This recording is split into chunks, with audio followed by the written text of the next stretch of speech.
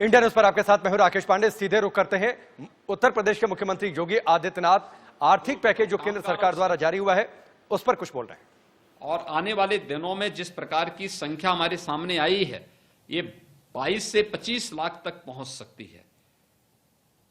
इन सब को सहायता देने के क्रम में 2 महीने तक फ्री में राशन मिलने, इनकी आवासीय सुविधा का समाधान देश में करने के लिए, इनको अन्य तमाम प्रकार की सुविधाएं देने के लिए भी जो कदम उठाए गए हैं। और आज कृषि है, पशुपालन है, मत्स्य है, डेयरी है, आपका जो है हर्बल खेती के लिए गंगा जी के किनारे 25 लाख हेक्टेयर क्षेत्र में हर्बल की खेती को बढ़ावा देने के साथ साथ अन्य तमाम उसमें, यानी कृषि इंफ्रास्ट्रक्चर की जब हम बात करते हैं तो भंडारण का एक बड़ा उसमें योगदान होता है।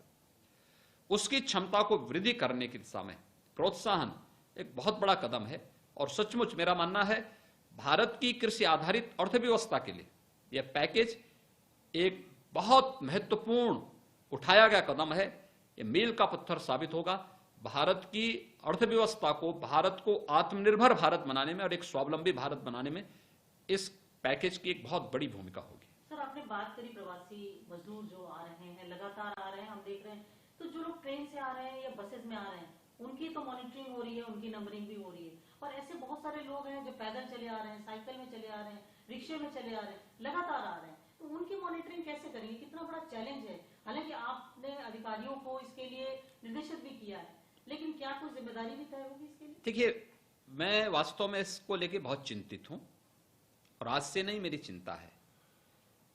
माइग्रेंट लेबर जब से चलना प्रारंभ हुआ है, खासतौर पर जब लॉकडाउन प्रारंभ हुआ था, पहले ही चरण में 27-28 मार्च को दिल्ली से और हरियाणा से माइग्रेंट लेबर वहां से जब अपने घरों के लिए रुख किया था, हम सबके सामने एक संकट आया था। लेकिन तत्काल हमने उस समय उनके लिए व्यवस्था की। हमारे पास 10,000 उत्तर प्रदेश परिवहन निगम की बसेज हैं।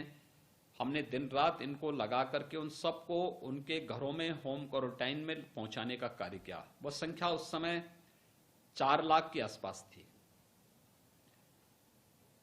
इसके बाद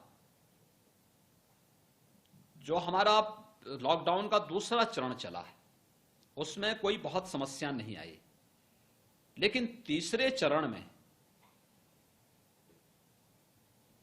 अचानक अलग अलग देश के हिस्सों से मजदूरों ने अपने घरों की तरफ रुख किया। और उत्तर प्रदेश राज्य की आबादी स्वयं में बहुत बड़ी है, 23 करोड़ की आबादी हमारी है। और प्रदेश की हमारी जो आबादी है यह तो है ही हमारे सामने, हमारी एक ताकत तो है ही। लेकिन साथ साथ उत्तर प्रदेश की सीमा 7 राज्यों से मिलती है और एक नेपाल देश से भी मिलती है।